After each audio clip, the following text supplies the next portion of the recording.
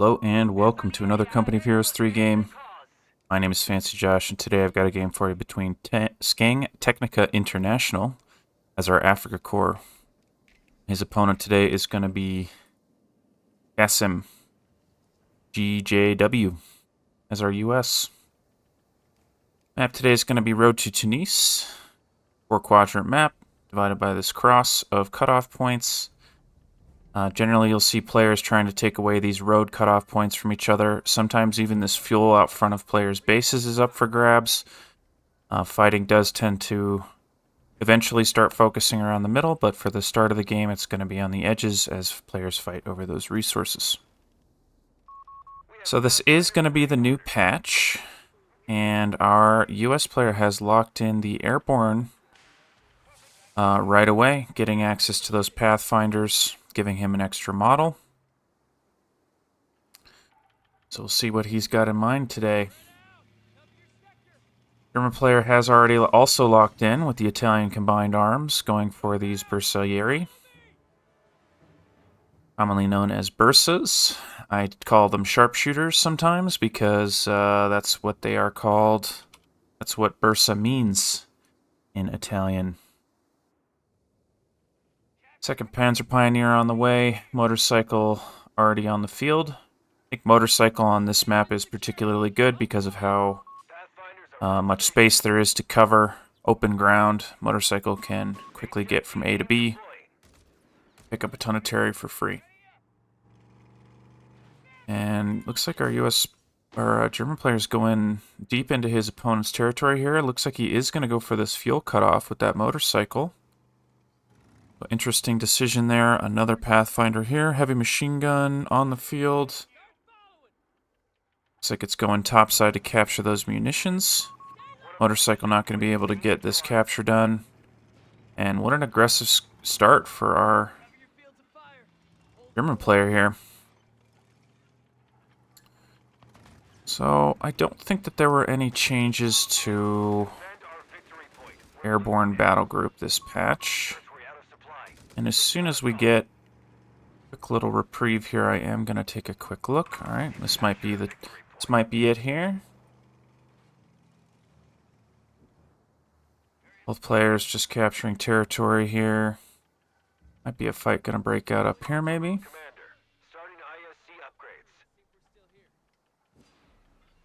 Yeah, no changes to the airborne battle group. I do think the airborne battle group is relatively straightforward, and that is not a complaint, just an observation. Your only real choices are heavy machine guns or pathfinders in the early game, and then later on, do you want recon, smoke, you want utility, or do you want tempo? So, second heavy machine gun on the way for our US player, is adding on the infantry support center, so going to have that captain on the field very shortly. I am secretly hoping that our US player will choose to go for the motor pool, because I think the motor pool is very cool. Heavy machine gun pinning these bursas, preventing that capture from happening. So bursas did receive a change this patch. They got a nerf to their experience, so they level up a little bit slower. And the devs said that was to prevent them from outscaling other units too quickly, because of course bursas are from a battle group. So they are intended to be stronger, but they were getting too strong too fast. Scouts contending, Pathfinders contending with that motorcycle. And okay, so Kasim is going for the standard heavy machine gun and half-track build. This is a very, very popular strategy on the last patch. I don't think they didn't do a whole lot to nerf it in this patch. And that's okay with me. I felt like there was enough counterplay with something like Martyr 3s to deal with the half-tracks. Even the Jaegers are pretty good at dealing with those type of half tracks. Heavy machine gun spam, while feels oppressive at lower ranks, I don't think it's that oppressive at higher levels of play, because there are so many options available to deal with it, including indirect fire, vehicles, flanks, like we're seeing here. Half track getting aggressive here, thinking about chasing this bike. Can't actually shoot it because it's not in front of the unit there. And this heavy machine gun is going to be forced back by the flank there. Looks like the German is also going to retreat. And this is a really chopped up map. Look how it's red and blue blinking everywhere, but nothing's connected. Actually, I think this overall, despite how choppy this map looks, I think it's better for our... Well, I was going to say our German, but I take it back because he doesn't actually control his fuel. So both players hurting for income. One player doing okay on munitions.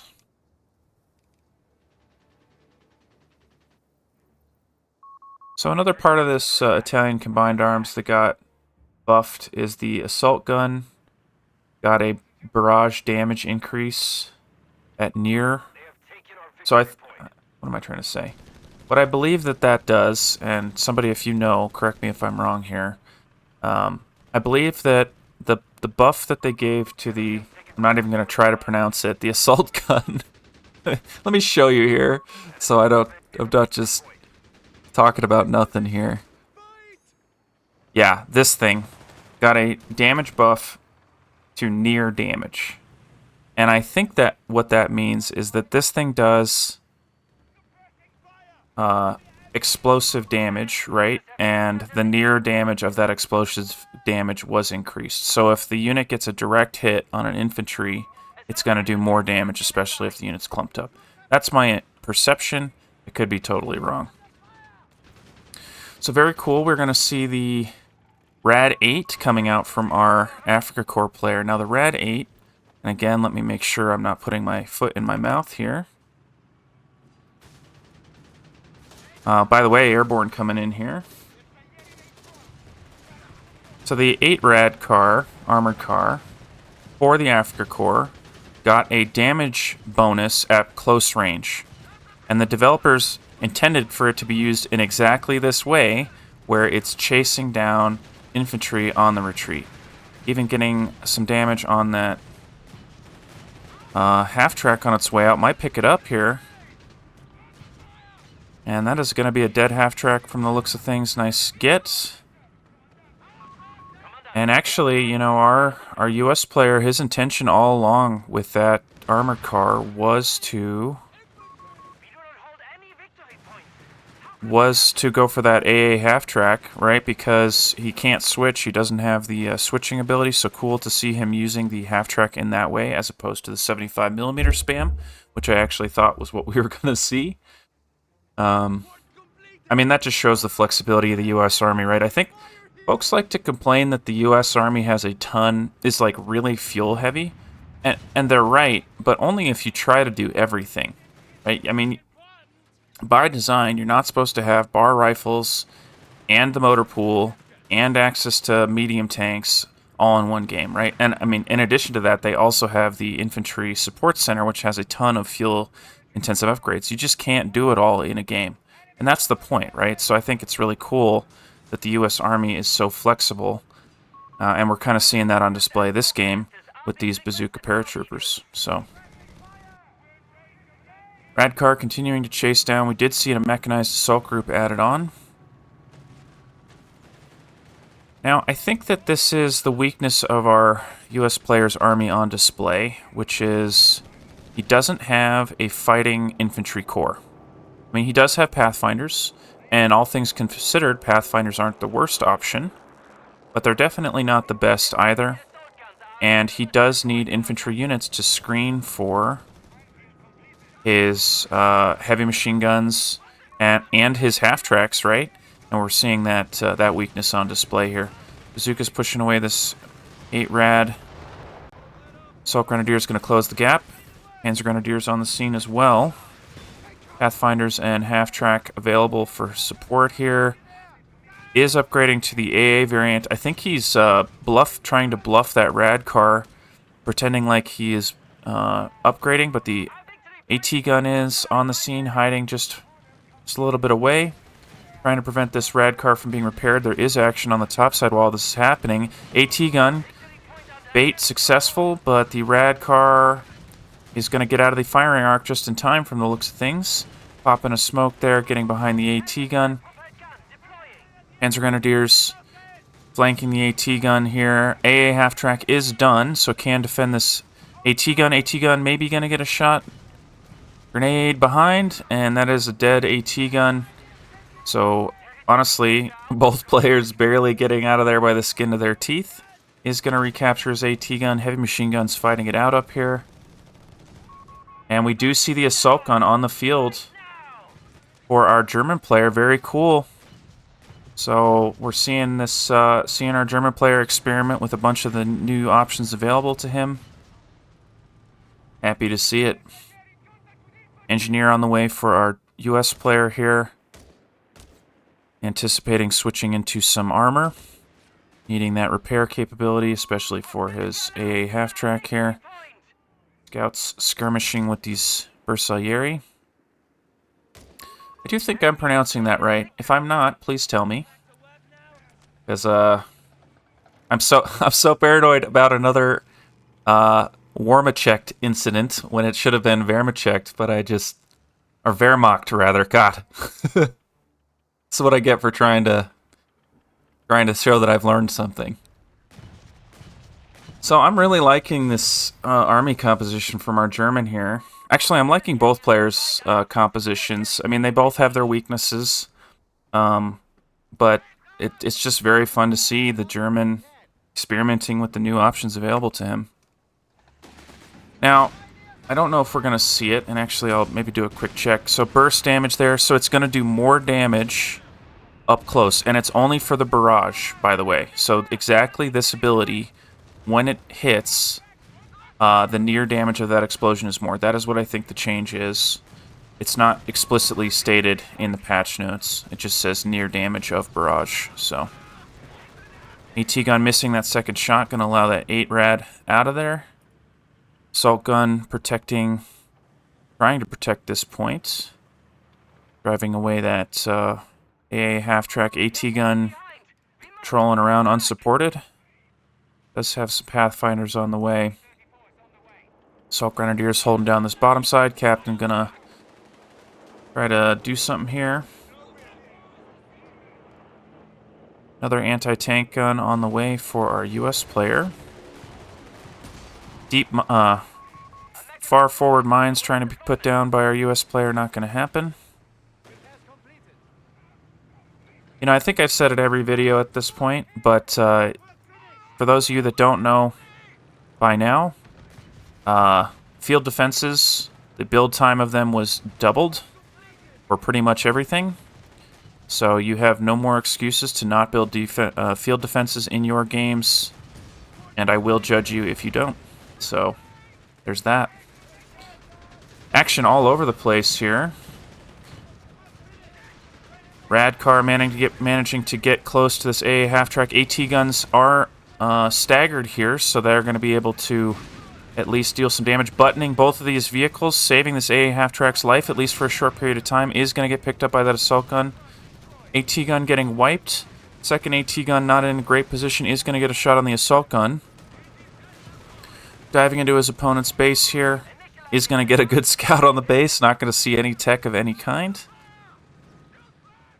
And remounting the AT gun, so ultimately only losing the AA half-track, which, to be frank, isn't super devastating. Assault Grenadiers closing with these paratroopers. Grenade gonna drive them back. Heavy machine gun pinning these bursts on the top side. Refacing, though, to deal with the Panzer Pioneers. Assault guns continuing their drive scenic route throughout the map here. Now, these Panzer Pioneers have been upgraded with this G39 here, GRB 39. I like seeing this just kind of just two of them, right? He's not spamming them. I think that's kind of cool. A lot of especially team games, you'll see folks absolutely spam the heck out of that that ability, and it is pretty strong. I do think it has its counters, but I won't get into that here. I think it's cool that we're seeing a little bit of that from our German, just increasing the effectiveness of those units just a little bit. Now, all things considered, a very even game from a victory points perspective. And we're seeing our U.S. player go up to the tank depot at the exact same moment that our German is going up to the Panzer Command. So this is going to be... We're going to see some medium tank duels here. And this has been an awesome game. It's so... So, I'll tell you what. Watching a bunch of ladder games in a row and not being able to post any of them because of some reason or another is a little bit demoralizing sometimes. But then you just find a gem like this game that it could end right now and I would be happy. It's just so rewarding to find these little gems. So